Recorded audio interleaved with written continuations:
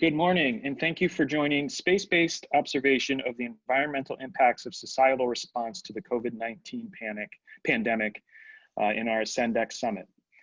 Please stay tuned for our keynote fireside chat featuring ULA President Tory Bruner, the former Secretary of the Air Force, Heather Wilson, and the Ascend Executive Producer, Rob Meyerson, later this afternoon. But right now, it is an honor to welcome Larry James, Deputy Director of the NASA Jet Propulsion Laboratory, to introduce this morning's session. If you have questions for the speakers during this session, please enter them into the chat feature and we'll send them over to the panelists for conversation. With that, Larry, thank you. Well, good morning, Craig, and good morning to those who are joining us today. And it certainly is my privilege to represent the Jet Propulsion Lab and hosting two very significant panels here today, as well as an important keynote address. As Craig mentioned, we are concerned about Earth science. That is a great component of what we do at the Jet Propulsion Lab. And certainly, as we have been in this COVID environment over the last several months, that has also taken on more importance. So we have two important panels today that will discuss that, focused on Earth observation. One is concerning space-based observations of the Earth based on the societal response to the COVID environment, and I'll speak more to that a little later. And then secondly, really harvesting Earth science data for societal benefit will be our panel in the afternoon. So two great panels that will fill up the day. But first of all, we're going to have a keynote address from Dr. Paul Winberg from Caltech. We're really looking forward to his dialogue for us this morning. Paul received his BS in chemistry from Oberlin College, and then went on to receive his PhD from Harvard, where he did free radical analysis of the chemicals in the upper atmosphere. He has joined Caltech in 1998. Since he's been there, he's been the director of the Lynn Center for Global Environmental Science. He's worked many NASA and NSF projects. And currently he's leading the Climate Science Initiative at Caltech's Resnick Sustainability Institute. This is a very new and important institute that was endowed by a generous gift from Stuart and Linda Resnick. And the institute really is advancing the global sustainability through transformational science, engineering, and education. So Paul, we look forward to your keynote address, so I'll turn it over to you. Thank you very much, Larry. If I could have the first slide, please. Next slide, please. There we go. So before I begin, I really do want to acknowledge the trauma of this year. Huge number of people, of course, have been impacted by the pandemic, and the harm has really been focused on those who are most vulnerable in our society. And so today's panel and discussions, of course, are focused on how we can learn about the Earth from observations during the pandemic. But of course, there is no silver lining here. This was a very unnatural experiment, and it, of course, happened in a way that none of us anticipated. But we can and must use those observations really to learn about the Earth and to tell us how to improve the global environment for all of humanity. And so I really look forward to the panel discussion. But my comments today are really focused on one of my takeaway lessons from seeing what's happened in the data and as we watch the unfolding changes due to the emissions reductions. And that is that really human misery is really not a solution to our environmental challenges. It has never been. And I think this year's pandemic really illustrates that in spades. And so if I could have the next slide, please. So economic disruptions in 2020 are really without parallel in the last half century. This is a recently published paper by Zhu Liu, who was a Resnick postdoc fellow at Caltech. And what he has done is to tabulate global emissions of carbon dioxide from different sectors and also in different countries. So if you go to the paper, you can see it evolve internationally. But what it illustrates is that of course, the pandemic has led to disruptions primarily in the transportation sector. Traffic has gone down a lot, but of course, most impacted has been the aviation sector. So if I could have the next slide, please. So just as an example, the impacts have really been quite heterogeneous, both in space and time. This is a figure showing traffic in Los Angeles normalized to the period just before the shutdown.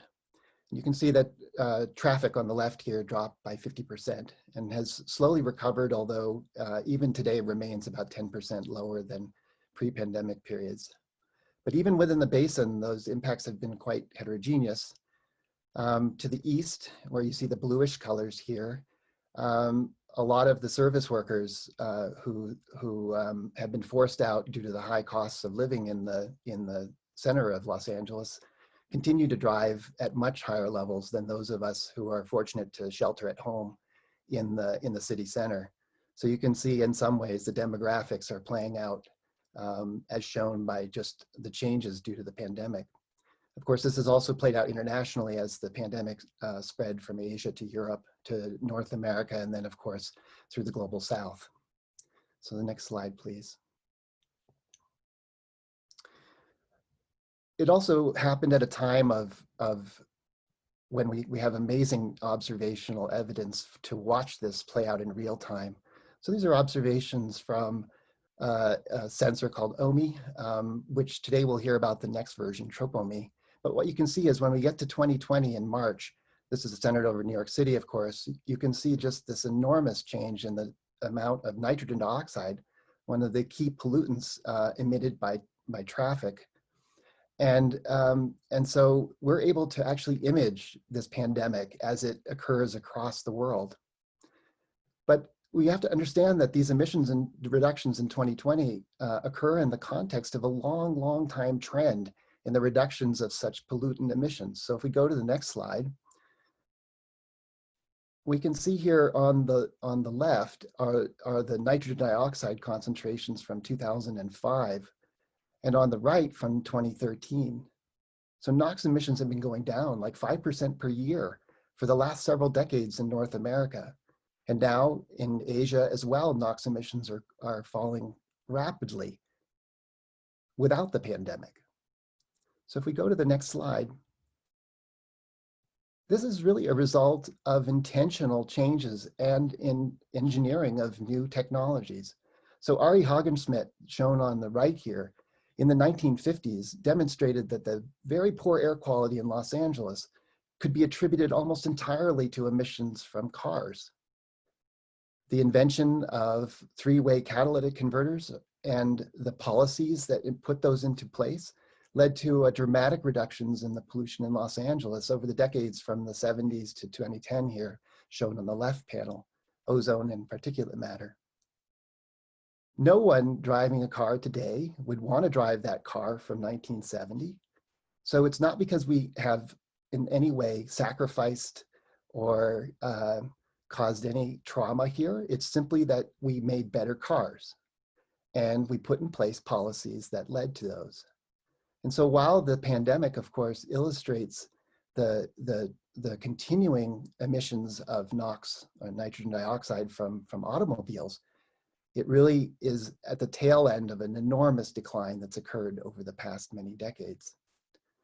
And so the first lesson here is for pollution then. We can see that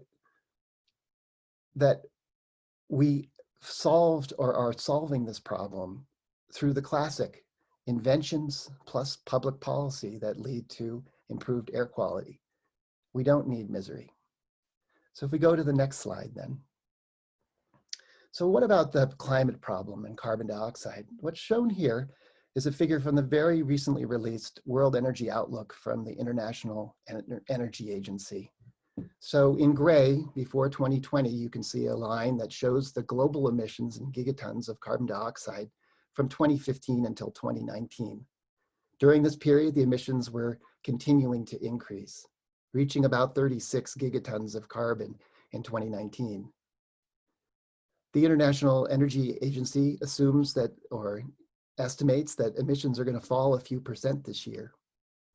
Absent further activity to reduce our emissions, we will follow this path called steps, where the emissions will rebound and continue to increase through 2030. So despite the pandemic, and all of the enormous disruptions, we can see that the emissions of CO2 declined really pretty modestly in 2019 and 2020, and absent any further efforts, are expected to continue to increase again. So if we go to the next slide, the net result is that carbon dioxide just continues to increase as if nothing happened this year almost. So this is data from the Orbiting Carbon Observatory 2 emission from JPL. In black on the top is the concentration of CO2 in the northern hemisphere. You can see the seasonal cycle that results from the biosphere inhaling and exhaling carbon dioxide as the trees grow and then release the carbon in the fall and winter. So the red line is the southern hemisphere, which, because it has much less land, has a much muted seasonal cycle. If we remove the seasonal cycle, we get the figure on the bottom. So we just de-seasonalize that record. And focusing on the blue here, we can see during the pandemic period that carbon dioxide just continued to increase as if nothing happened this year. So if we go to the next slide, it's not surprising then that the Earth continues to warm. So in this June, July, August 2020 period, temperatures across the planet are now about 2 degrees Fahrenheit warmer than it was in the early 20th century. This is data from NASA GISS. So if we go to the next slide, if we are going to solve our climate problem, we are going to need enormous reductions in the emissions of greenhouse gases. And that's what's shown here on the colored panels. If we want to have net zero emissions by 2070, we need to follow this SDS trajectory. If we want to have net zero emissions by 2050, we need to follow the lowest blue line here on this curve. In other words, we need to be having rapid factor of 2 type declines in the emissions of greenhouse gases over the next decade. And if you think about this in terms of the trauma of this year, you can see it's merely a blip. So this is not going to happen because of sacrifice. This is not going to happen because of economic disruption. This is going to happen because we choose to make it happen. So if we go to the next slide, and you know what, we can do it. The costs of carbon-free energy are declining rapidly. Factors of 5 reductions in the cost of solar PV, for example, over the past decade. If we go to the next slide. Within a few years, it's going to be cheaper to build a new solar plant than to operate an existing gas or coal power plant. So the International Energy Agency says that we now have, as PV, the cheapest source of electricity in history. So if we go to the next slide. Just as one example, the historical CO2 emissions in California from the power sector have been declining very rapidly. And now these emissions from power generation are only about 15% of the greenhouse gas emissions in California. So we've been effectively very rapidly decarbonizing the power generation in California. We go to the next slide. So the takeaway that I have is that, of course, we must and we can use the changes in emissions this year to learn about the Earth. We have wonderful new sensors that enable us to test our understanding of how such emissions alter air pollution and climate. We can learn how does changes in NOx alter ozone and particulate. How do aircraft change upper atmospheric clouds? How do aerosols alter the reflectivity of our planet? And how do the reductions in carbon dioxide influence the global carbon cycle? If we go to the next slide. But we know now, and we can see as always, that human misery and sacrifice are not the answer to our environmental challenges. A clean and stable environment will arise from invention, engineering, and public policy support for low carbon technologies. We will power our transportation with electricity because it is better and because it is cheaper. We will generate that electricity with solar, wind, and nuclear because it is cleaner. We will generate electricity with solar and wind because it is cheaper. And so my suggestion is what we need is to invent and to engineer, to advocate, and to vote. And so then my last slide, and I thank you very much for your attention.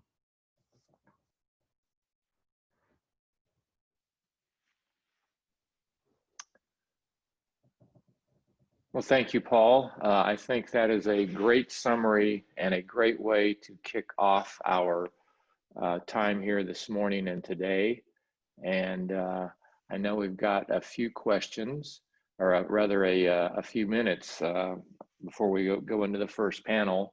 And I would just ask Craig or others if there are any questions that you see coming in to the chat or the Q&A portion of the session. If not, we can move ahead to the next panel. But I wanted to give an opportunity if there's anyone that has questions for Paul, that they could post those.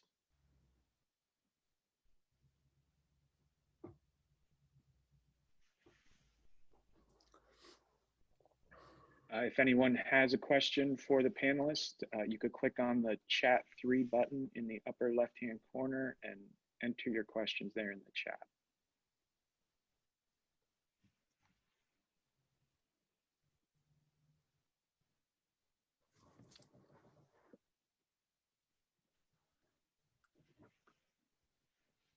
Okay, well, we will give Jack a few more minutes for his panel. And as we move ahead to the next panel, let me just introduce Jack Kay, who is the moderator and has put together an incredible panel to discuss really how we see the societal reaction to the COVID-19 pandemic and the impact on Earth's environment. So just to introduce Jack, he is the Associate Director of Research for the Earth Science Division in NASA's Science Mission Directorate. He's been an SES senior executive member of the Senior Executive Service since 1999, really focused on managing NASA's Earth Science Research program. He's had 36 years at NASA. He got his BS in chemistry from Adelphi University and a PhD from Caltech in 1982. So we've got a lot of Caltech connections here this morning, and that's great. He is a fellow of the American Meteorological Society, as well as the American Association for the Advancement of Science. And he's really been a part of the U.S. Global Change Research Program for many years. So just an incredible history in earth science research, an incredible history in understanding global change that is going on that Paul so greatly illustrated for us over the last decades. And so, Jack, I will turn it over to you to introduce your panel and get us started on this very important topic as we examine this whole COVID-19 environment that we're currently in. So, Jack, over to you. All right, can you hear me okay? Yes, you're good. All right, good. By virtue of starting out, I want to thank everybody for being here. Thank the panelists for participating. Also thank for Rendra Soroya at JPL, who was instrumental in getting this all set up. A lot of what I was going to say by way of sort of just setting the stage, Paul actually alluded to. I guess 3 points are that in the midst of all the suffering and personal and societal devastation that the COVID pandemic has created, which is very real and significant, it also created an opportunity for science, for Earth system science. One of the greatest challenges that we face in a lot of what we do is disentangling human and natural, human-induced and naturally occurring processes that take place in the Earth system, because you can't really study the Earth without taking humans into account. And one of the things that the COVID did as a society responded was in short periods of time and in ways which varied with time and place, the human forcing of the environment changed a lot for some of the reasons that Paul talked about. And that presented an opportunity to look at the Earth system with some different human forcing than one had, and maybe you can get to see some things that you wouldn't otherwise get to see. So there's an opportunity to learn about some aspects of the Earth system that otherwise might be hard to disentangle.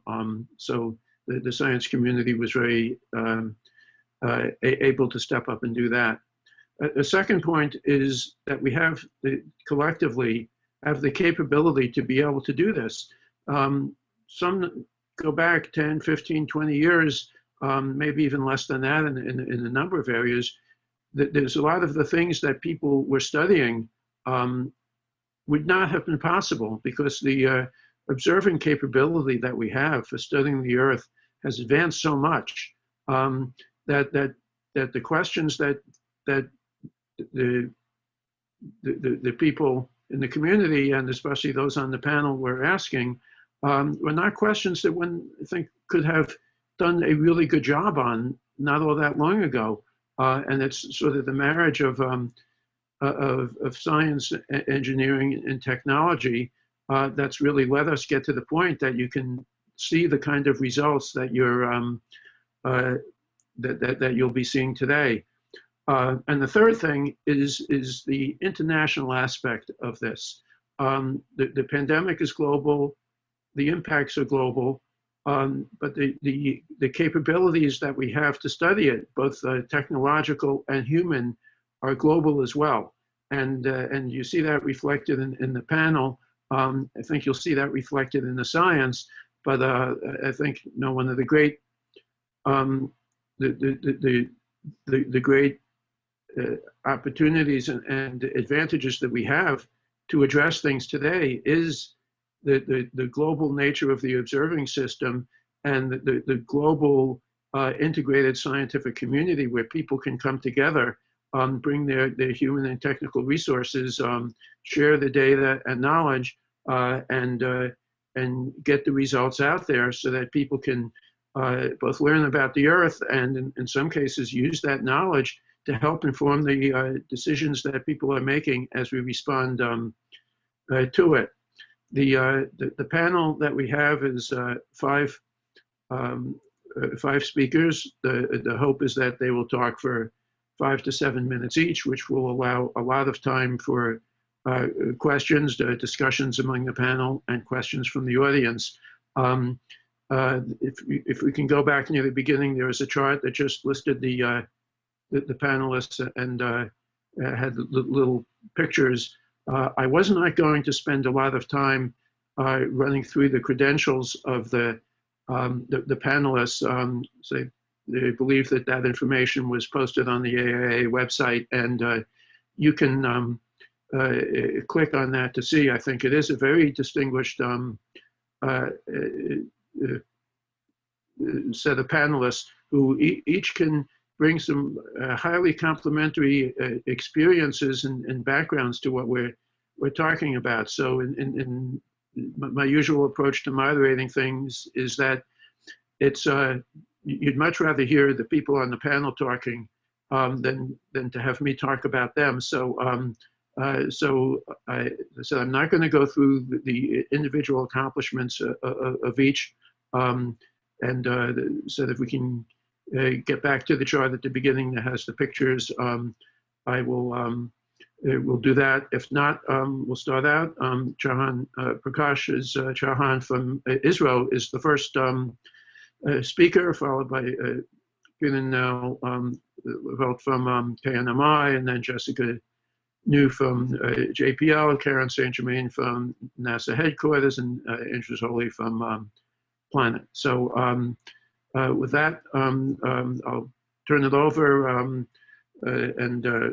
Prakash, you can start off. I'm looking, again, as I said, 5 to 7 minutes each. And one of the things about doing things remotely is it's hard to cut people off without feeling that I'm being very rude. So I'll count on everybody to keep an eye on the time as well. And if not, we'll try to figure out how to flag you. But we do want to make sure that there's a lot of time for panel interaction and audience interaction. So thanks very much. And Prakash, you're first. Yeah, thank you, Jack.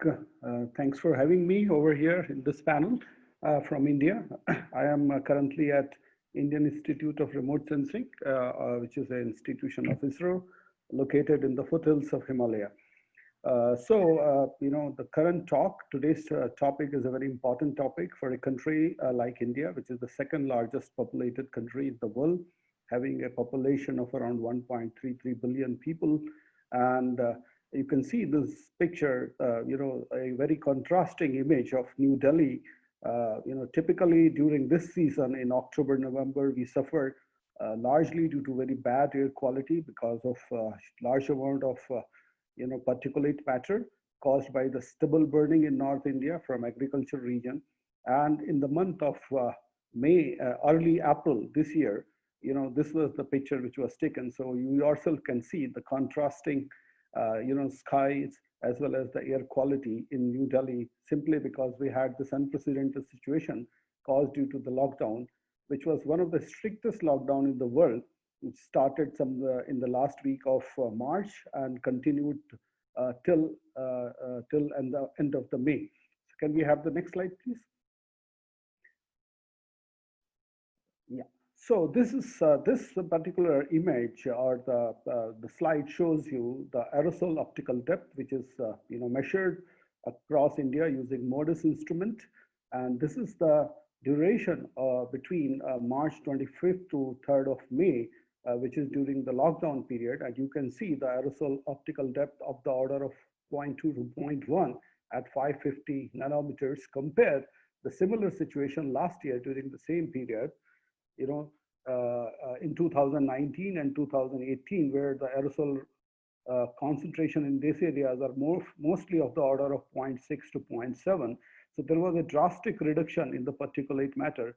And if we compare the situation before the lockdown, you can see that there is a drastic difference. So we created an anomaly image, and we could see that all across the North Indian plains, which are typically known as the Indo-Gangetic plain, there was a significant reduction in the particulate matter of the order of around 46% or so.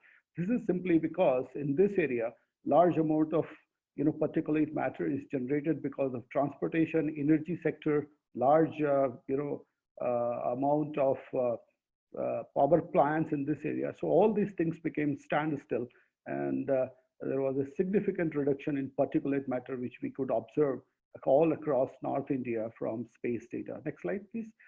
And the next picture shows you the time series of last 3 years, average 2017-19 AODs in North India, and you see there is a drastic reduction this year.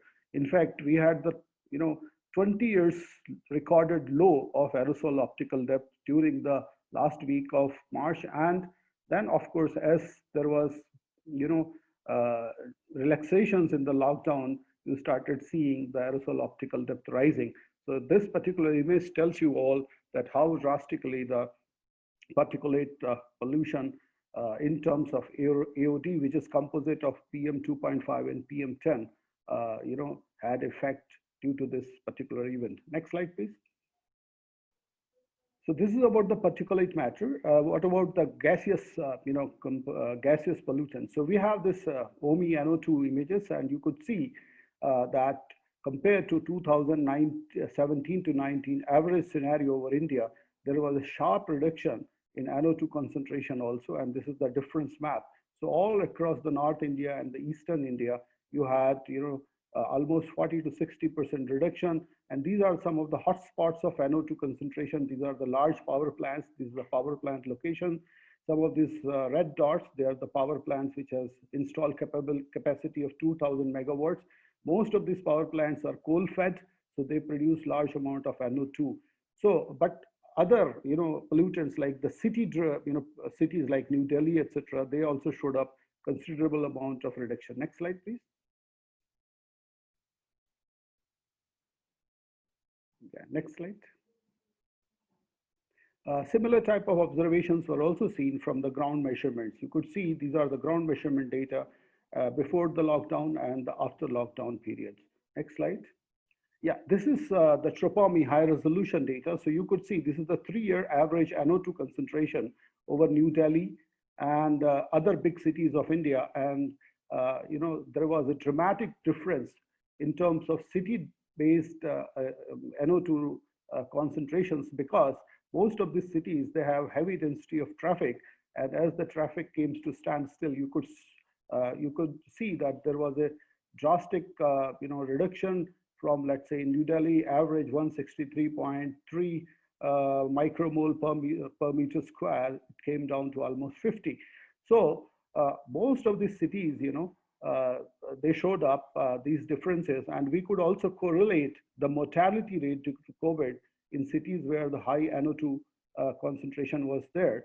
So it has also linkages with the health of the people. Next slide, please.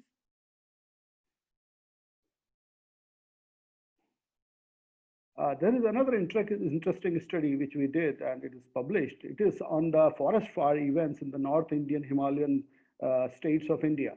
So this season, the April, March, and May is the summer season in India. And this is the season for forest fires in Himalayas. And this is the average forest fire counts you can see for 2006 to 2020, the black color. And the green color shows you this year's forest fire incidences as recorded from the MODIS data. So almost 75% reduction we could see simply because most of the forest fire in India are of anthropogenic in nature. So as the movement of the humans into the forest systems was reduced drastically, you could see the forest fire incidences dropped significantly. So some of these studies we carried out using the space data, which shows clearly the impact of reduction of anthropogenic activity and dramatic reduction in pollution content over Indian cities. However, as has been told in the previous talks, this is a temporary measure. And now since we are in unlockdown condition, we are back to normal, and the air quality in Delhi is really bad. But what it tells us that if we follow stricter measures, if we go to the to the renewable sources of energy like solar, in the first talk it was talked, we could see that Earth has this wonderful capability to bounce back within few days or within few weeks, and we could experience a fantastic air quality in many of these cities. So this is a great lesson for planners, for administrators, and policymakers in India, that this unwanted experiment, which we never wanted to have, showed us. And this also tells us that if globally we implement more restricted emission norms, definitely some of the cities, especially in developing countries, can become much more cleaner, and residents can think of having much better air for breathing. And of course, it also has implication to the healthcare in the developing nations. Thank you very much. All right, thank you very much. Appreciate that. We'll go through. I think what we'll do is go through all the speakers and then have time for discussion among the panel and audience questions. So next up would be Pivinel Lavelle from KNMI.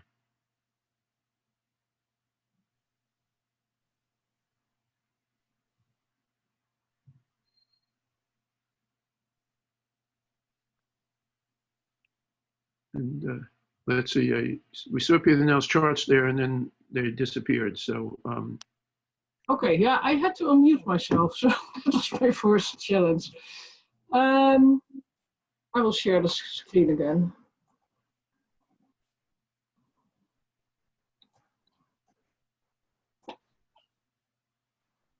So do you see it? Yep. Yeah, okay. So, well, I will talk about the two satellite instruments which are already mentioned, OMI and TOP-OMI. I'm the scientific lead of both instruments and responsible for what they produce. And I will have a more, let's say, technical talk on how to use this data and what to watch out for, related to the air quality, which was a large reduction in the air quality, which was a result of the COVID lockdown measures. So in the back here, you see a TOP-OMI measurement of the nitrogen dioxide, a pollutant, which is mainly produced with fossil fuel burning. And this, which is much used, was much used during the lockdown to analyze the results for air pollution. So when the lockdown started in February, March, especially the top OMI data, but also the OMI data were much used in many news items, like for the real science journals like Nature, but also a lot in the normal papers like the New York Times, Washington Post, The Guardian, the BBC. And there were also many outlets by ESA, of course, because this instrument flies on the ESA satellite. So especially the use of the data in newspapers was not always as you would like to see it. For example, this New York Times paper was later discussed by ESA and WWF if the way they treated the data was correct. And these will be a few of the remarks I will also make. And the second I will focus on is what top OMI will enable us to do more compared to previous instrumentation to really study the air quality changes due to this COVID lockdown measures. So the first things we did at KNMI was, of course, to look at the consequences for the air pollution over China, because they went in the lockdown. They started with the lockdown measures. And you see here two images on the left-hand side, 2019, February, March average. And on the right-hand side, you see 3 weeks in February, also an average for 2020 during the lockdown period, chosen quite far away from the New Year, the Chinese New Year, which was this year at January 23rd. So you see a drastic reduction in the nitrogen dioxide. In Wuhan, for example, the reduction was to 50% of the NO2 pollution. But what you see in the way we treat the data is that we take an average over several weeks.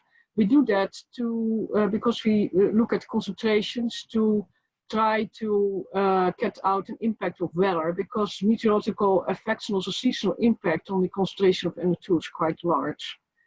And we quite often saw a use of our data which did not really recognize the impact of meteorological or seasonal impacts. And especially when you work with concentrations, it's very important to do that in the right way.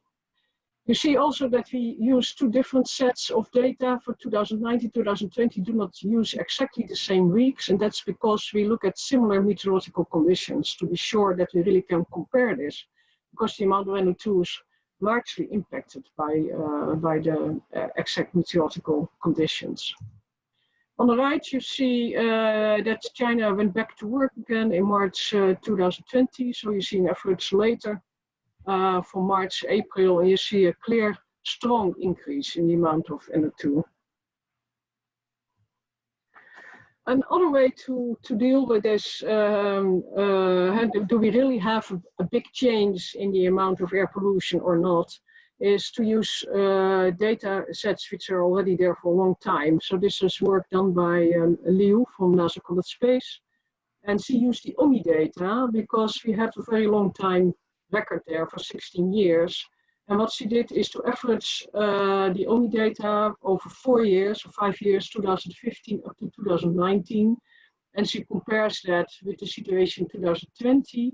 And she aligned the start at 0 on the New Year, the Chinese New Year, which of course switches a little bit in date when you go from one year to the other.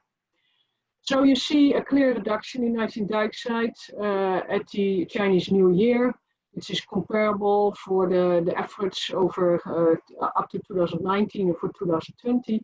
But then you see a big difference, and that difference in the gray and the blue line is caused by the lockdown measures. So you see a continuation of a very low amount of NO2 due to the lockdown measures. What we can learn from this is that we also have to take, if we really want to do a good analysis, we have to take into account special events like the Chinese New Year, and which was also pointed out by Paul to realize that we also have in many places a long-term, a year reduction of nitrogen dioxide. He showed an example of that over the United States. And that is one of the reasons why we only take a 5-year average here and not a 10-year average, because then we would include in that average also the continuation in the reduction of emissions due to policy measures. Okay, so now I have 2 slides on top OMI. This is from the same paper from VI, and this is to show you what high resolution can bring, because the resolution, spatial resolution of top OMI is 16 times better than for OMI. And that means that we really can, we are better in looking at sector-specific impact for emissions. So you look here at a city in China, the middle panel, B, is during the lockdown. And you see a clear reduction in nitrogen dioxide along the highways, which are indicated with these lines.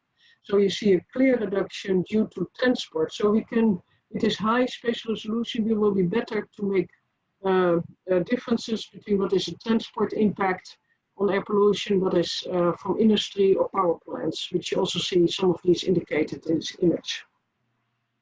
And the second point I would like to point out is the trace gases, the several trace gases we now have with sufficient accuracy, I would say, from space. You see a whole set of measurements over India. This has nothing to do with the lockdown period, but you see that we can measure at least 4 trace gases there. We can also measure methane, but I have here 4 trace gases which are all related with air pollution.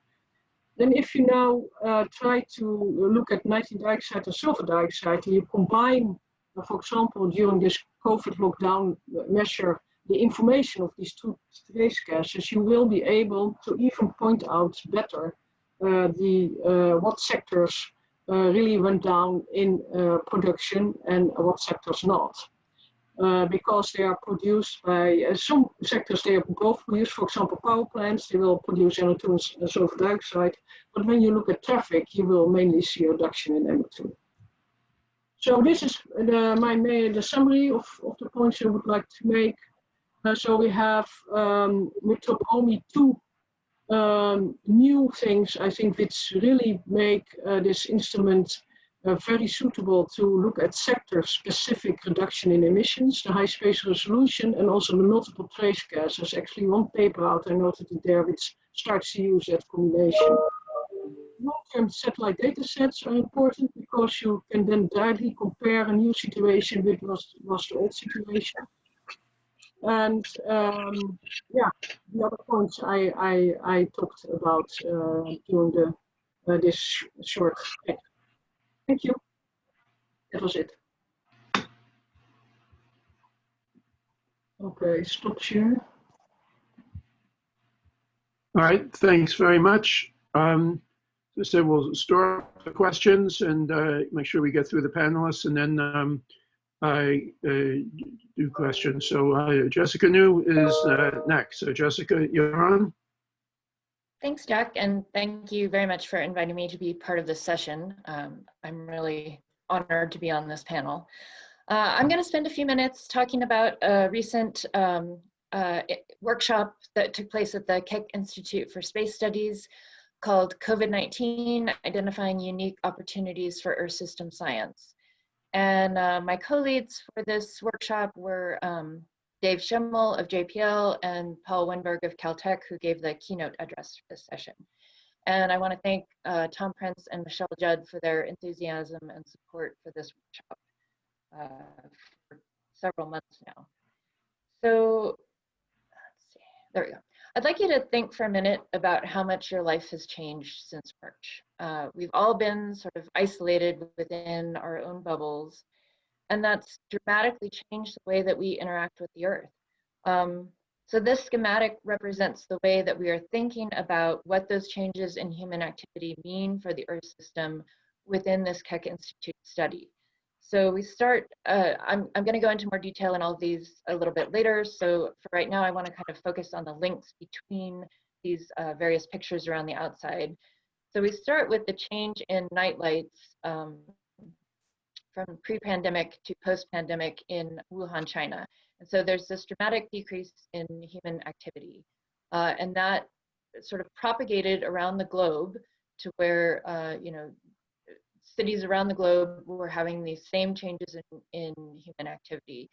And these changes in human activity lead to reduced emissions from, in particular, from vehicles and commercial electricity and other sources.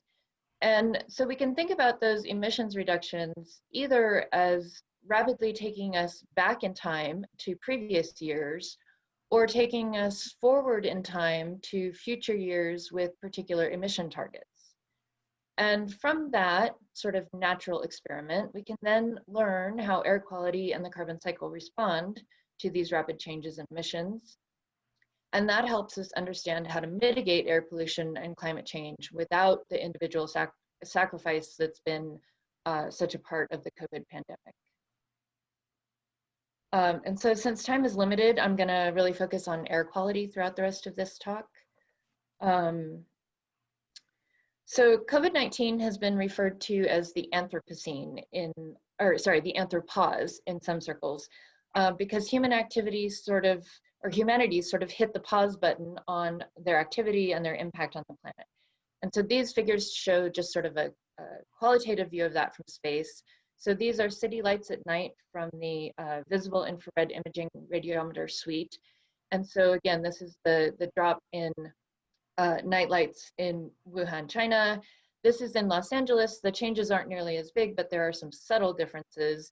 But then, as others have pointed out, when we look at the NO2 columns from Tropomi, and again, NO2 comes primarily from vehicles and energy production, we see these rapid drops in NO2 concentrations associated with this change in human activity. And so to get from these changes in NO2 and other trace gases that are observed from space to emissions and their impacts on air quality, we need to use a tool called data assimilation. So data assimilation is a technique to combine various observational information with a model. And in the case of the JPL MomoChem system, which is led by Kazuyuki Miyazaki, we use ensemble Kalman filter assimilation. And so that means that the satellite measurements inform both the emissions and the concentrations in the model. So the system ingests 5 different species, trace gas species from 8 different satellite sensors into 4 different chemistry transport models, and those are all combined to give you a data assimilation analysis. And so results from MomoChem will be shown throughout the rest of this talk. Now, the reason that this complicated data assimilation system is needed is that, as Peter Nell mentioned, things like meteorology and the background chemistry of a particular region really impact how we go from concentrations that we measure from space to emissions and then to impacts. And so you need to be able to account for those things. So using this assimilation system, we can generate emissions of nitrogen oxide that are consistent with the satellite measurements of NO2. And our assimilation results tell us that at the global scale, the drop in NOx emissions associated with COVID, which peaked at about 15% globally, is equivalent to essentially going back to 1999 NOx emissions. However, there's a caveat to this, and that is that this is the spatial distribution of NOx emissions in 1999. And the lines between these continents are reflecting emissions from ships and aircraft. This is now the 2015 emissions of NOx. And so you can see that emissions have increased overall. And I'm going to flip back and forth here for a minute. But while they have increased in South America, Africa, and Asia, they've actually decreased significantly in the US and Europe. And that's really thanks to these air quality regulations that we've implemented. And Chinese emissions actually have also been decreasing since 2012, which is when they hit their peak. By 2019, they were actually pretty close to the 1999 levels. So this plot shows us what we're calling the COVID-19 equivalent NOx emissions year. So countries whose emissions did not change during COVID-19 are in white, and their emission equivalent year is just 2020. So for countries whose emissions have been increasing, the colors represent the date back in time to which their emissions have taken them. So for example, in Russia, the emissions have dropped to 2008 levels, and in Brazil, the emissions have dropped to about 2012 levels. The countries in red are countries where overall NOx emissions have been declining. And so for those countries, we can think about what year in the future will they reach the same emissions that they had in 2020. And so for the US and Europe, the recent years' reductions in emissions have been fairly slow. And so we don't expect to get to the COVID level emissions until 2029 or later. But for China, the recent reductions have been quite rapid. And so if they stay on that same trajectory, they would reach their COVID emission levels in about 2022. So the next question is what sort of impact these emissions changes had on air quality and atmospheric composition. And here I'm going to focus on the effects of NOx on ozone. So in this figure, the purple arrows represent the magnitude of NOx emissions reductions from North America and China, averaged from February to June 2020. And because the US had a longer lockdown period relative to China, it actually has larger total NOx emissions reductions. So this now shows for the rest of the globe, we see overall much larger reductions in NOx in the Northern Hemisphere than in the Southern Hemisphere and tropics. If we now, though, think about how those changes in NOx have reduced global tropospheric ozone, you can see that in Europe, the ozone reduction is very small, despite this very large change in NOx. And that's because there's limited sunlight throughout the winter and spring when most of the NOx reductions took place. So there's limited sunlight to drive the photochemistry that forms ozone from NOx. In contrast, in South America, the ozone reductions are much larger, even though their NOx reductions are quite low, and that's because of this very efficient ozone production in the tropics. So this figure now shows the tropospheric ozone response linked to COVID lockdowns for all regions. Again, although the emissions reductions, the purple arrows, are much larger in the Northern Hemisphere, their relative impacts on ozone are much larger in the tropics and Southern Hemisphere overall. And so this tells us that policies aimed at reducing ozone require only small reductions in NOx in the tropics, while much larger reductions are needed in the Northern Hemisphere to achieve that same impact. So just to wrap up, for air quality, COVID-19 gives us both a glimpse of the past and a view of the future if we can take steps toward reducing emissions globally without sacrificing human happiness and economic prosperity, as Paul discussed.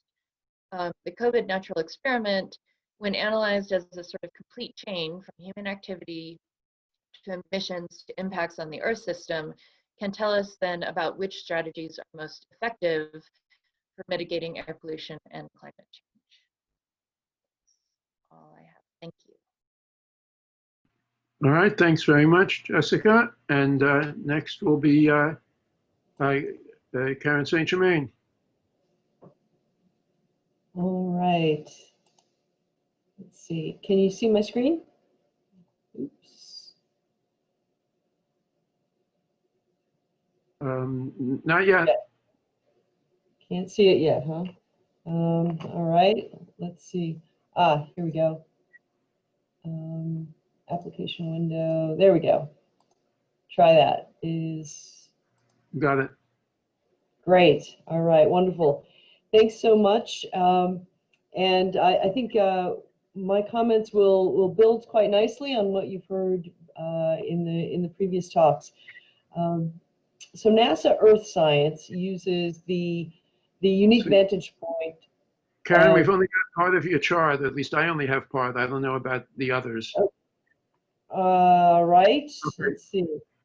Is that better? Yep. At least now we see all of it.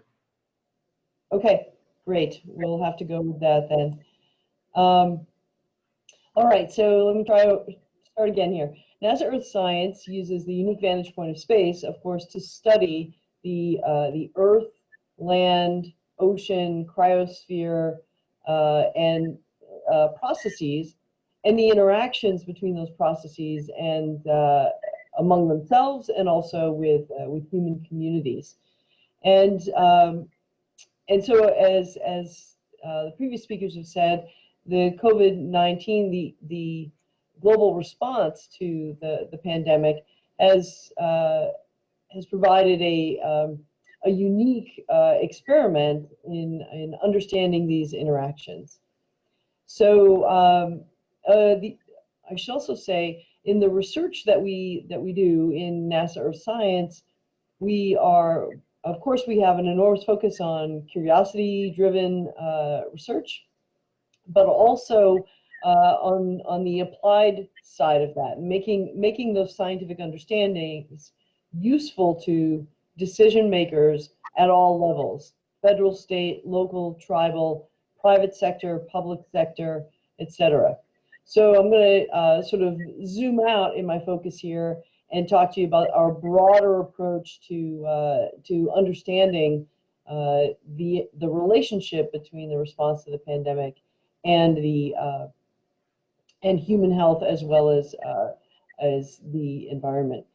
So first, I'll focus on an effort that we undertook with our other space agency, two other space agency partners, the European Space Agency and as well as JAXA, to put together a dashboard that allows decision makers to interrogate what we see from space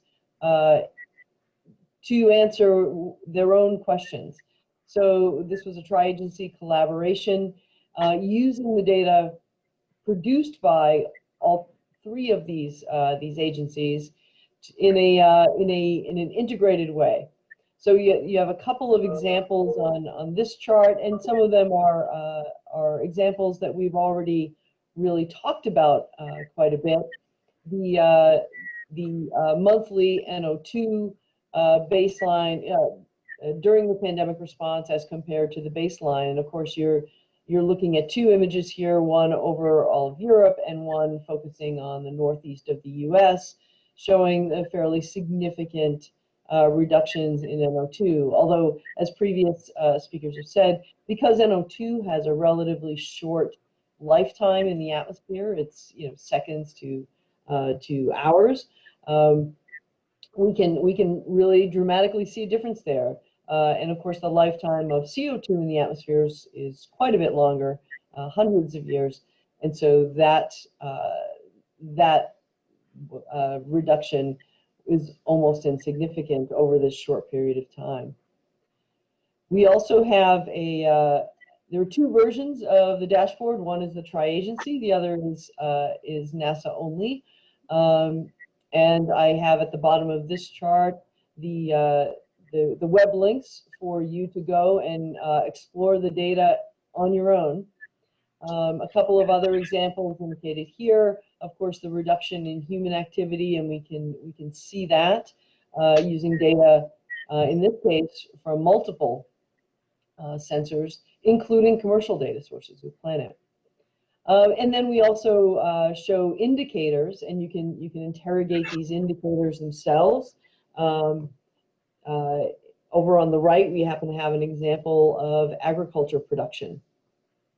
So the indicators on these dashboards allow you to interrogate air quality, human activity, water quality, and agriculture production, just to name a few. We also, in our science, recognized that it's more than just what we can see immediately, and we wanted to initiate some deep investigations here. So we solicited under our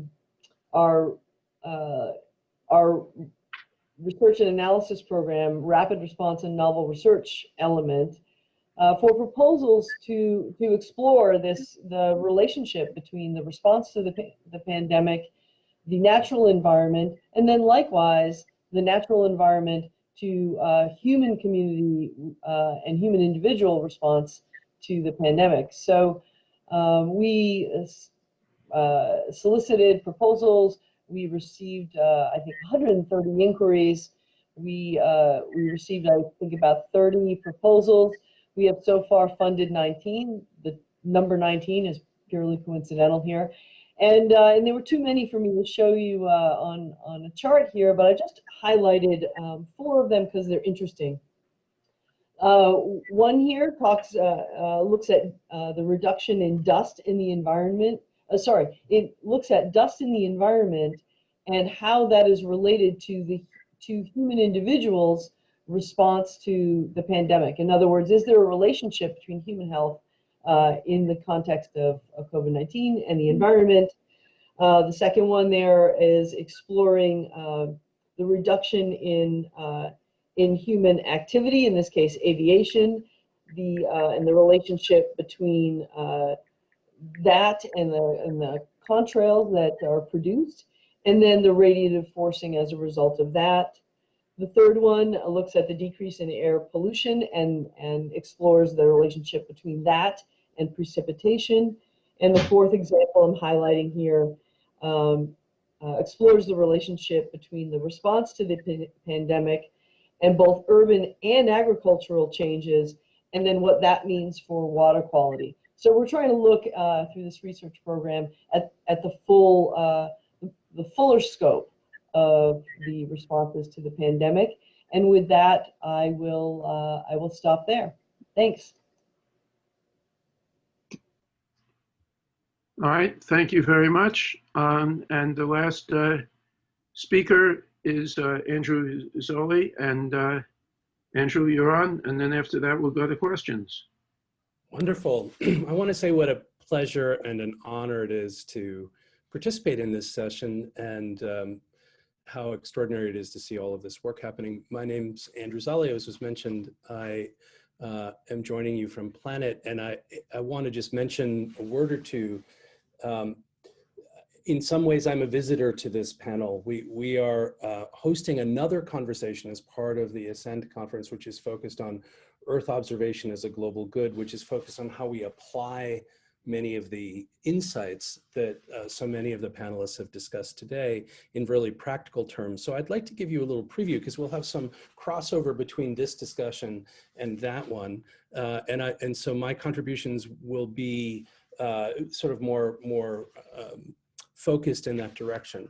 I'm going to share my screen with you very briefly, and we'll just to give you a brief sense. Can you guys see my screen? Excellent. Yes, we can. Wonderful. So I'll go quite quickly, and I'm excited for us to get into discussions. So as everyone has noted here, you know, COVID is a horrific global natural experiment that's induced all kinds of trauma. Americans like to speak in hyperbolic terms. We say things are awesome, or we say that they're a seismic event. Well, COVID was a literal seismic event. Operators of seismographs around the world were able to actually see the quieting of the Earth, the quieting of the human footprint around the world. So in addition to observing the reductions in emissions that have been discussed widely in this panel, we also see just the sort of stilling of the planet. Planet, the organization, our organization, operates a large constellation of Earth observing satellites. We continuously image the planet every day, every few days, for most parts of the terrestrial landmass of the Earth. And we operate a large constellation of higher resolution satellites. And we've been tracking this reduction around the world. Here you can see in one of the largest mosques, the mosque in Saudi Arabia, you can see this, just the absence of people. You can see it outside of Disneyland, and the reduction in the number of automobiles and the reductions in throughput by proxy that these kinds of indicators suggest. So we're seeing these kinds of observations around the world. We are monitoring them continuously. And it raises this question of how do we use that data in a practical way to be helpful? And as we have been working not just with the earth science community, but also with the public health community and with others, where these observations, for instance, about air quality have some direct consequence and relevance for how we and where we go first to engage in COVID mitigation efforts. We've identified 5 critical areas, and I'm going to just give you a couple of examples of things that we're involved with and that we're seeing. So 5 areas of potential application of this data, the kinds of data that we've seen here today. The first is in modeling. The PM 2.5 and air quality has a significant impact on the transmissibility of COVID, and we have had lots of demands for this kind of data, which really is conjoint data that comes from commercial sources, from public sources, and is filtered through the kinds of scientific work that we heard about today, just helping to inform epidemiological models of spread. The second is to then be able to look in focused ways at where the risk landscape is changing in real time. So continuous observation in the context of effective modeling allows us to be really targeted about where we want to look and where we want to target our efforts.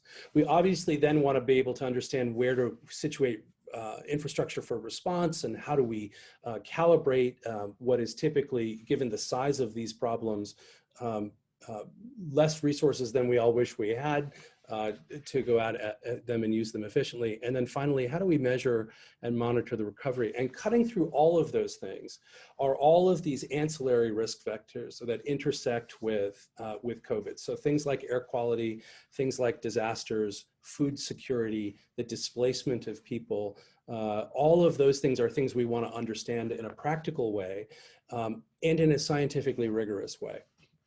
So, for example, we have collaborators of ours who are tracking when there is a shutdown, a mandated shutdown of activity, where are the outliers? Where are those factories, in this case, these are factories in China, that didn't follow the shutdown, the mandated shutdown? And what are the likely consequences in the other regard? We know how impactful this is. I won't show lots of concentration of aerosols as others, but I will point out that one of our colleagues at Stanford actually calculated that during the same period that China officially reported 5,000 people dying from COVID, reductions in air quality may have extended the lives of 4,000 children under 5 and 73,000 adults over 70 in the same communities. So, this terrible experience of trauma also has these kinds of impacts, and we want to capture and understand all of them. The other thing I'll just mention is then how do we begin to look at how we're using these tools in practical ways? Some of these are taken from not COVID, but they're taken from ancillary but concurrent public health crises. So for example, this summer there was a significant Ebola outbreak in Congo-Brazzaville. That outbreak, there was great concern that because of COVID, it was difficult to get into communities and monitor, and in particular where these geographies were. So using Earth observation when other modes of observation are artificially suppressed by the pandemic turn out to be essential. In this case, we wanted to understand whether or not the World Food Program of the UN wanted to understand whether or not a particular food market was being affected by the pandemic. And we were able to determine that the food market was still operating, but there was no real efficient way, because this particular community is not accessible by road, but only by plane. The other piece of work, another piece of work that we've been deeply involved with and honored to be involved with, and I will reference something that Karen mentioned just a moment ago, is work we're doing with NASA Harvest. This terrific center that NASA and University of Maryland have set up for food security and agricultural science and understanding its impacts from COVID. We've been working with that team using some of our higher resolution data and Sentinel-2 data to produce crop probability maps for the country of Togo. And the thing that's fascinating about that particular piece of research is that now it's showing up in the very dashboard that I think you mentioned earlier. So this is actually where this is showing up. So trying to understand the interactions between food security and COVID is an essential practical aspect that operates in addition to trying to understand the aerosols and earth science component. The last example I'll just give you is work we're just beginning to spin up. We don't have, we don't have, that was my timer to keep me on time and to honor the schedule. So I'll leave you with this one example. We're currently working with 2 organizations run by spatial epidemiologists to help use this geospatial data and the kinds of observations of issues of other ancillary risk factors that come from Earth observation and from Earth system science in very practical ways to target who should get COVID vaccines first. And so we're working with this organization called ACROS, which uses a geospatial platform they developed and a bunch of epidemiological and other Earth observation-driven systems models from an organization called Locational to identify which households are the ones that we want to get to first in a particular community. And this requires real-time satellite imagery, real-time computer vision driven and other machine learning driven analytics to identify buildings and infrastructure and household level data. And then the layering on of the kinds of models that you've been hearing about for this whole panel. It's really exciting work, and it's all intended to do one thing. That's to shorten the time between the time when we have vaccines and therapeutics for COVID and when everyone can get them. And by being strategic, by using the kinds of insights that have been delivered in this discussion, calibrating them for action, we think that we can shorten that window and reduce human suffering and unnecessary loss of life. And with that, I'll just say thanks very much. It's a pleasure, and I'll release my screen back and look forward to the conversation, Jack. All right, great. Thank you very much. I appreciate everybody staying on or close to time. We've got a good amount of time that's available for discussion, which was the idea. I do appreciate it. I think that the results and the approaches that you showed bore witness to the things that we said at the beginning about the ability to utilize the opportunity and learn things that are hard to learn otherwise, take advantage of the capability that we have, and demonstrate the international nature of what we do and how we do it. So it's very good for all that. I like to start, I guess, and give the first question opportunity among the speakers, having heard each other. Are there some questions that you would like to ask each other, based on what you heard, and because I think you each bring unique perspectives from your experience, and so I'd like to give you all the first opportunity, and I'm not, and that may just be jump in, and if we have the happy coincidence of 2 people at the same time, we'll sort it out, but I'm not worried. I might have a question for Paul. So, Paul, in your presentation, you pointed out the severity of the impact of COVID on our way we live. We hope to get out of this period. That's clear. And you said it's basically not necessary for air quality. We can take other measures to improve air quality and still have our freedom to move around. And for climate, you also made a case that would be possible. So could you say a little bit more about that? What do you think would be air quality measures? You could go to electrical cars or something like that, but maybe there's more to discuss. And especially for climate, the change, it might be a big change. So I would like to hear more about that and on what time frame you think that would be feasible. Yeah, thank you, Parnell. So I've come to the view basically that for most of what we need to do, we just need to electrify everything. And the economics are now working well towards that. And once we electrify everything and then generate electricity with carbon-free power, which is also, I think, not so crazy anymore to think about in the next several decades, that those 2 things alone will solve a lot of our problems. Agriculture is one that I think is a much more difficult challenge in terms of climate forcing. But you know, if we electrify everything, the air quality problems are going to likely go away in most cities, right? There'll still be problems, and you know, we'll have solvent use and other issues. But most of the most pernicious particulate challenges are going to be solved through that.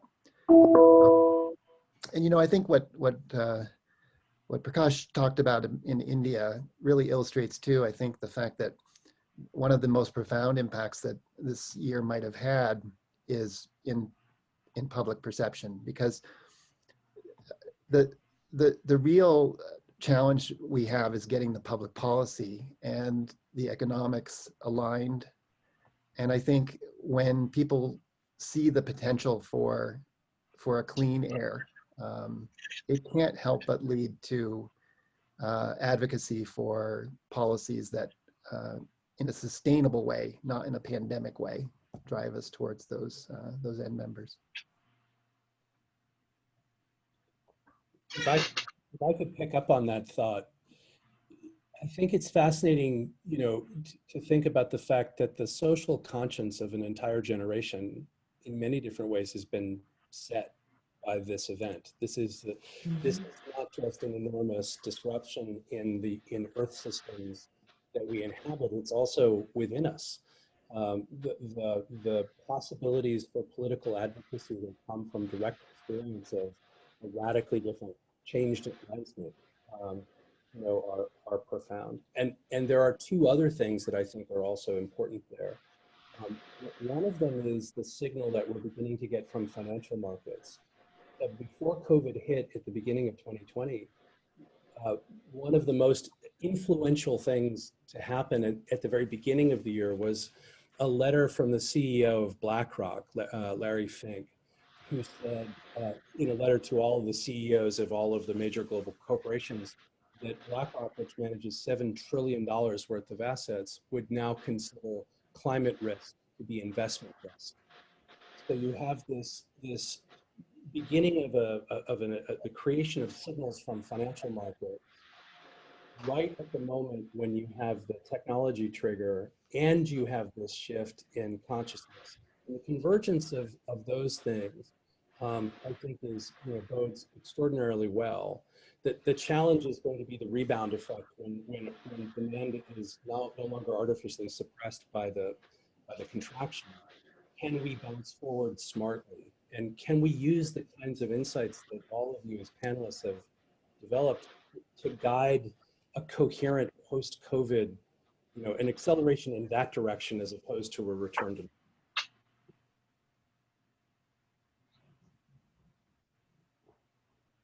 All right, thanks.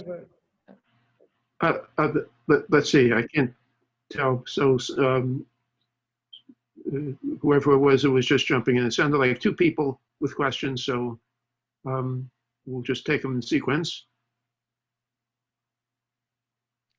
So I was just going to say that, you know, I think one of the possible risks of some of the way that that the COVID reductions are being seen in terms of climate is a, you know, throwing up your hands of, well, we took all this action and it didn't do much in terms of carbon dioxide and expected climate change. But I think we really need to make sure that we are delivering the message to the public that, you know, the changes that are required on an individual level are still important, but they're never going to make the difference, and that we really need to be doing things at a bigger level when it comes to climate change. And you know, I really fear it is definitely shaping our social conscience. It's just a question of in which direction. Is it giving us hope that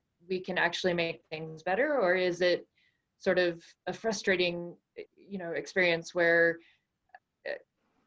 all this sort of misery didn't make a dent? And so I think it's really important to keep sending out that message that that the changes that we've gone through in the past half a year are not meant to be the way to attack climate change. And and that there are alternatives that we really need to consider. Mhm. I also have a question for Prakash. So in your presentation, you were showing that that 2020 was anomalously wet in India, and that sort of reduced some of the fire production of PM and other pollutants. Do you have a feeling yet? You know, I mean, we've all seen these iconic views of people being able to see the Himalaya from India, and people, and the gate that you showed, where, you know, it's just a dramatically different version of air quality. Do you have a feeling for how much of that was really driven by that anomalously wet year and the reduction in fires versus the sort of reductions in transportation and other human contributions? Yeah, thank you, Jessica. I think it's a good question. See, the problem in India, especially in the northern part of India, is we have large concentration of particulate matter. Even though the gaseous pollution is less because of less industrial activity, which is mostly focused around the big cities, but throughout the Indo-Gangetic plains, you have very high concentration of particulate matter. Now, what happened during this period, because of the reduction, almost negligible human activity in terms of construction. It's a developing country, so huge amount of construction in the urban and the rural areas goes on, as well as agriculture activity also came to standstill. So all these things led to a very large reduction over almost thousands of kilometers in terms of particulate matter. So the visibility improved throughout the North Indian plains. And some of our colleagues are also working to understand the effect of this reduction of PM 2.5 and PM 10 in terms of energy balance. So more amount of solar insolation started reaching to the surface, which led to large amount of evapotranspiration. So the ET basically increased in these areas, and which led to cool and a reduction in the temperature, as well as to a certain extent increase in the precipitation, because the energy balance feedback system works like that. So it's a very interesting thing. If you analyze all the pieces, that what happened in this 3 months period, how does it impact the energy balance? So very interesting inferences could be made. And the point about the forest fire is that most of the forest fires in India are, human instigated, or you can say they have anthropogenic cause, unlike what you have in California or in Australia, where, you have the temperature is also causing, and you have large amount of litter. The same situation is there in India, but since it's a country where population density is very large, human interference causes huge amount of forest fire. So, what the lockdown did, it did not allow people, first of all, to venture into the forest. And, most of the time it so happens somebody is smoking a cigarette or something like that, and it triggers the, small fires, which lead to the larger fires. And of course, we had this intermittent rain, which also led to reduction to increase in the soil moisture, and which also, could have acted along with this anthropogenic thing. So we have this data, which is very interesting. And one more thing I wanted to tell, that during this period, there was a significant decrease in the nighttime temperature, because the outgoing long wave radiation, that OLR also increased, because you were having less amount of particulates as well as less amount of greenhouse gases in the atmosphere. So these are some of my thoughts about these things. So, probably we can analyze this data in much more details and try to see that what happens in terms of, the energy balance, in terms of weather events. Probably for a long time, people will be able to analyze some of these effects. Thank you.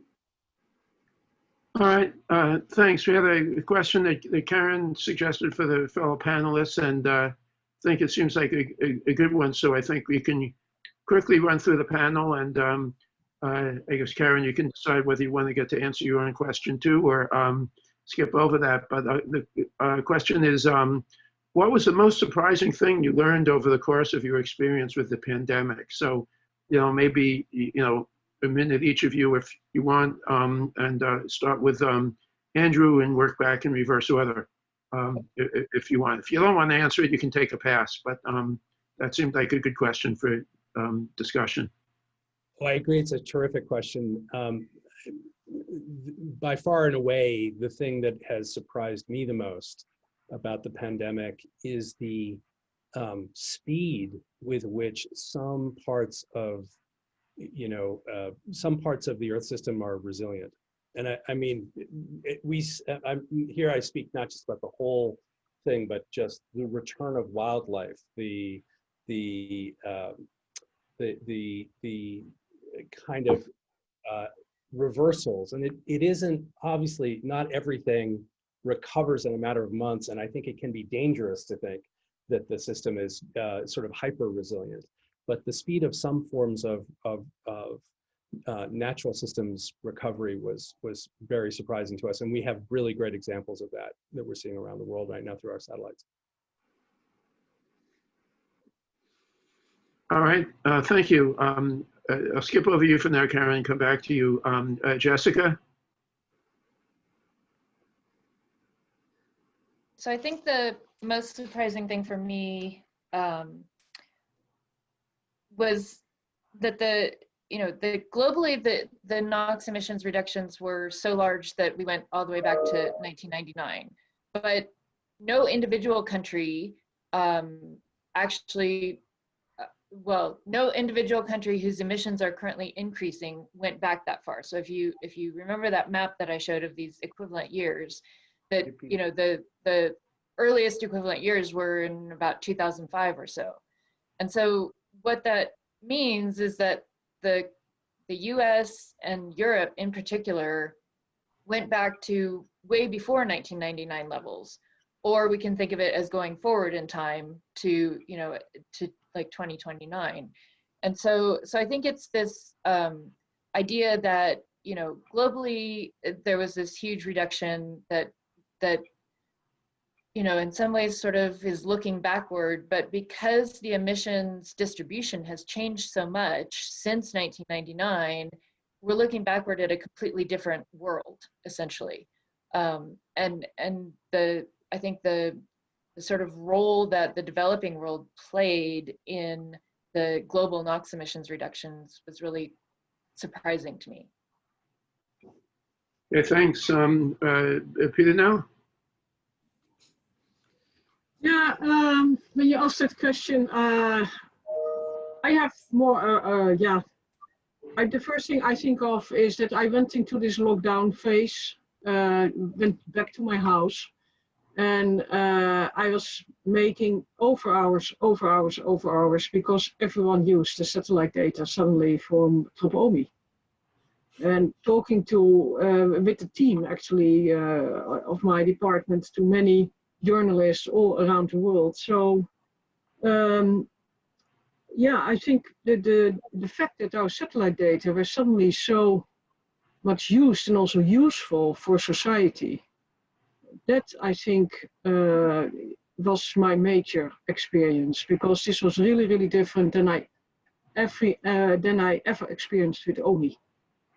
And that was really caused by this large societal change impacting air pollution and air quality.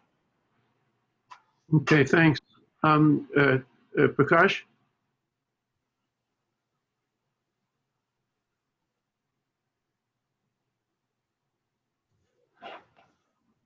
You're muted. Yeah, Prakash, did you want to? Okay, sorry. Can you hear me now? Yeah. Yeah, for us, the biggest surprise, as I showed you in some of my charts, was how quickly, the environment can improve, given, what we did, in this experiment. You could see that particulate matter in such a large area could drop to almost, to levels of almost 20 years back, what we used to see. And that led to people were able to see the snow-capped, Himalayan mountain range as far as from 250 kilometers, which was a big surprise, And everybody, the common people, they realized that how important is environment to them, and many of the common people, the civil society people, they posted large amount of social media content on some of these events, which they were not able to see. In fact, the young generation people, those who are much younger, maybe in their teens, they have lived up almost throughout their life in this polluted environment. So for them, it was a big surprise that how quickly the system can revert itself. And if we make policies and rules where we put realistic controls on emissions, both in terms of particulate matter, both in terms of gaseous emissions, how nice the world would be to live in for the future generation. So that was the biggest surprise for us, that the resilience of our nature, or the capability of the nature to bounce back in such a short span of 10 to 15 days was a fantastic surprise for all of us. All right, Paul? Yeah, thanks, Jack. This is a bit of an aside from the conversation we've had, but it really was the most surprising thing to me. And that had to do with just how little the public health officials at World Health Organization and CDC and so on understood about the transmission of viruses from people to people. And as a member of the atmospheric chemistry community, it was remarkable to see how aerosol chemists and physicists who really dug deep into this whole question of how does one person infect another person, were able finally to make impact through some dogma that had been established for decades about the fact that it was these huge droplets that we were exhaling that were responsible. And that led to all sorts of poor recommendations about the role of ventilation in indoor air quality and so on. And so it's been amazing for me to watch our community, the atmospheric chemistry community, play such an important public health role here in describing how aerosols, how small particles that are exhaled from one person end up infecting someone else. All right, thanks. Karen, did you want to answer your own question, or does that feel not quite right? Yeah, no, that's fine. I'll answer it, maybe not quite so much as what has been most surprising, but what I've been thinking most about recently, which is I'm only 4 months into this position as Director of NASA's Earth Science, and as I was preparing to take this job, one of the things that I looked at was the World Economic Forum's Global Risk Report. And of course, many of you are probably familiar with it. They identify long-term and near-term or short-term risks. And their 2020 report, which is the long-term risks, we're looking at risks to the global economy and health and well-being in general over the next decade. And the top 5 risks they identified in terms of impact, and 4 of the top 5 in terms of likelihood, I may have that reversed, they were almost all environmental in nature. Some having directly to do with climate, and then extreme weather events and so forth. And by the way, on the list, it was infectious disease was, I think, 10th on the list in terms of impact. And anyway, coming into this, I really thought of those risks as only, at best, loosely coupled. And so one of the things that's been surprising and really on my mind is how linked those global risks are, and in a non-linear way, potentially. And that has made me think a bit differently about how we shape, or how we should think about shaping our research and our investments as we move forward. All right, thanks. We did have an audience question or two that are sort of related. So I'll ask the longer one. I think it's open to any. I suspect, Paul and Jessica may be very particularly well positioned for that. But so it's a long one. It's kind of a comment with a question at the end. It perhaps offers a glimmer of hope and one of the few silver linings of this global tragedy, to see how the pandemic has induced human behavior changes that have shown temporary amelioration of the greenhouse gas emissions. This might be a hard question to answer from the limited data we have, but specifically, which of the contributing factors offer the most potential for longer-term positive impact, or which behavior changes are we most likely to be able to sustain or re-achieve if we try hard enough? So open to anybody there.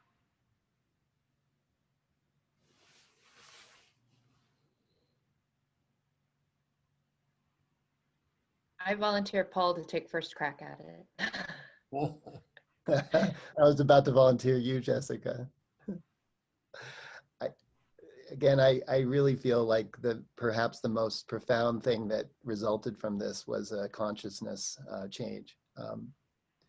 And as we saw, the actual emissions reductions for greenhouse gases is likely pretty small. And yet, when you think about the pandemic and the change in, particularly in the developing world, where people now see a potential for a much better, cleaner environment, it's that kind of thing that I think it's hard to quantify in any real way.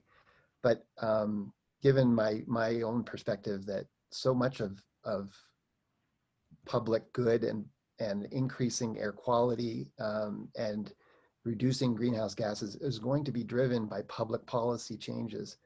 It is in that sense of advocacy that I think we're going to find perhaps the most profound impact of this year. Okay. Anyone else want to add? Yeah, I think I would just add that in terms of air quality and sort of atmospheric composition overall, what we've really seen is that the sort of tropics and southern hemisphere have a much bigger lever on global atmospheric composition than the northern hemisphere does, and so I think that this really makes us think about how we can help the countries that are whose economies are developing in the tropics in particular to develop in sustainable ways, and that will have sort of outsized impacts on atmospheric composition overall, because those countries are so important to the global atmospheric composition because of the very active photochemistry. So I think it really highlights how important it is for these countries that have been successfully implementing air quality mitigation policies to help the developing countries and countries in the tropics to design policies for maximum impact. I could pick up maybe on Jessica's point about sustainable development. One of the things that I think genuinely heartens me, beyond the idea that I think there's a deep thing that hasn't fully culturally expressed itself around that shift in consciousness that Paul mentioned, and that is a deepening appreciation both for the ecological roots of this problem. If we think about COVID, we tend to think about it as a public health problem, but really what it's rooted in is in the relationship between human beings and the larger natural world. It's a zoonotic illness. 60% of these kinds of illnesses spend part of their life cycle in humans and animals. As we intensify human impacts on wildlife habitat, for instance, we increase the number and intensity of interactions between wildlife and livestock and humans, which is important because we've terraformed the planet for agriculture. So figuring out how to shift that relationship, how to, if you understand COVID as an ecological problem, then, for example, the Earth science, Earth observation community, we urgently need to develop biosurveillance capabilities where we are looking at land use, land cover change in high resolution all the time, so that we can be monitoring for the interactions between where the next pandemic may come from. And at the same time, if we're able to de-intensify agriculture, we will de-intensify emissions. So we need more efficient agriculture in the face of the next 1.5 billion people are yet to show up in this century. And so it's not just the ecological nature of and the kind of consciousness component, but also this idea that at root, many of these what seem like disparate strands unite somewhere in sustainable development. And when we change the way we use the land, we reduce the risk of novel viruses and pathogens, and we reduce emissions, and we get to a different place, culturally. And so that is a place, that observation I feel like is a deeply optimistic one. And that might be one of the things we all just learned as a species. All right, thanks. Can I add something to that? Sure. Yeah, this agriculture discussion. I was a member this year of advising committee for the parliament on the agricultural nitrogen deposition situation in the Netherlands. And we wrote with a bunch of scientists, we did a whole analysis of how we do it in the Netherlands. We wrote an advising report. And actually being part of this panel, did me realize how big this agriculture industry is. We have in Holland, we have a program on television where you see farmers, usually male, looking for a partner, So everyone has a very, very romantic idea about the farmers in the Netherlands, but in fact, we have a big, big industry. Yeah. And I never looked at that really specifically because it's mainly producing ammonia, and my instruments don't measure that. But of course, we measure the NO2, and that was the reason why I was in this committee, because both play an important role in the nitrogen deposition. And you should know that the Netherlands is the second most producing country after the United States on agricultural products. We are a tiny country, and we are the second in the world. So this is a really, really big industry. And but at the same time, I recognize it will not be easy. It will be very difficult to reduce this. We really have to put more effort on that. So how are we going to do that? Because we also need the food. We have to eat. And it did myself realize for the first time I was more focused on the power plants, the industry, the traffic, etc., due to the nitrogen dioxide. But this agriculture part, which was already mentioned by Paul earlier, that will be a big challenge, and we have to put more effort on that, I think. All right, thanks. We've probably got about 2 minutes left, I guess, if I understand the timing correctly. So anybody want to make any other final statements? I just had one question to Andrew, if you permit. Sure. I was, very keen to know more about your geospatial tool, which you are developing for, administering the COVID vaccine. Can you just elaborate that? What are all kind of data and the modeling which is going on in terms of, finding optimal solution for, administering the COVID vaccine and for the population? Sure. I will. Let me address that. Let me also just say about the last question about agriculture. Information. We experienced a transformational agricultural moment in the 1970s. If we want another 1 billion people that are arriving in the next decade, we have to use information to improve agricultural efficiency and de-intensify land use. And to me, that's it's the other side of really powerful story of and photovoltaics. Regarding what we're doing with COVID, at that end of the spectrum, what we see is the ability, right now, we're all connected around COVID, and so none of us are safe unless all of us are safe. What we're doing is using a combination of human annotation and machine learning, high-resolution satellite imaging to identify households and signs of human behavior in pockets of populations, and then provide that annotated information along with epidemiological models that are informed directly by the kind of science that you guys are doing, to guide public health workers in the field to precisely which hospitals on a priority basis. And as they do so, that information, often about households that are not historically well reached, is fed back to their platform, to the models, to improve the models. So the idea is that as we scale this effort, the models and algorithms drive human behavior, and human behavior improves the algorithms, and you get this nice reciprocity. We will have much more to say about it in the months to come. All right, thanks.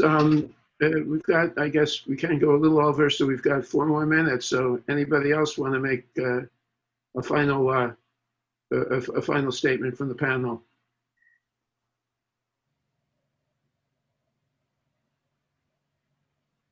Otherwise, I have a question, so maybe that'll frighten people into final statements. But the final question would be is that it seemed that there were certain things about documenting the environmental response to COVID that were relatively easy to show because we had the tools and techniques in place. Some things it was harder. Was there something that you wished you could have seen, more directly, but that you just couldn't because, especially globally, the technology wasn't there?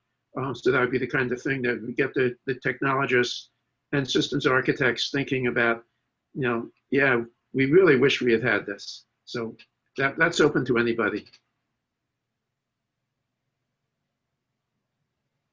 So I can take a crack at it. There's 2 things that I think I really wish I had been able to see more directly, and that's, it's pretty easy to see the changes in emissions, or some indicator of changes in emissions. What is much more difficult to see from space is then the impacts of those emissions changes on air quality gases that we care about, so ozone and particulate matter, and having the same type of spatial resolution and surface sensitivity that we get from tropomi for the in-state gases that really matter for human health, I think is one of the things that I wish that we had right now. The other one I would say would be methane measurements at the spatial scale and temporal resolution that are needed to really pin down what methane did, because it's really an open question whether methane actually decreased or increased during the pandemic, and there's different reasons that each of those might have occurred. And so in California, NASA has funded some reflights over some oil and gas facilities and agricultural areas that we had measured before to look at the changes in methane emissions. But to be able to get a better sense of that globally, I think would be very interesting and helpful. All right, we've got time maybe for one more comment, and then I'll just do a very brief close if anybody else wants to add their thought on that. Yeah, maybe I just would like to say that probably we would like to have, the much more detailed study on the water, in terms of, the water quality in the rivers. We had certain observations, but if we would have a high resolution hyperspectral data, let's say 30-meter hyperspectral data from space, many of the optically active water constituents we could have studied, because water is the most important thing. The air is important, but equally the water is also important. So probably that would have been a nice thing to have, which currently we don't have space-based systems for doing this type of analysis at this resolution. I must say, just so everyone knows, Planet's building a hyperspectral methane sensor at high resolution at exactly that spatial resolution. And we're working with JPL and State of California and a bunch of philanthropists on it. It's just not ready yet, but it's coming. Okay, good. That's good news. Yeah. All right. Well, I think we're running out of time, and I guess we have to give people a little break before the next talk, the next panel that Randy Friedel from JPL will be moderating. I want to thank the AIA for hosting this. Thank Larry James and Virendra Soroya from JPL for helping to make this happen, and to thank the panelists. I didn't do detailed introductions. As I said, that's online, but I think you can see that these are all scientific leaders, but they're also institutional leaders who are not just doing their own science, but really helping to provide products and services that the community can use for research and informing decisions. And the fact that such a good panel agreed to give of their time to participate in this, I think we owe them all a virtual round of applause. And I do want to personally thank them for accepting. And I think with that, we probably need to end this before, I think as AIA said, that they can turn off all the microphones and the cameras, they can't turn them back on. But, I think with that, we can stop, and thank you all very much again. And thanks to those who watched. Thank you. Bye. Thank you. Thank you. Thanks a lot.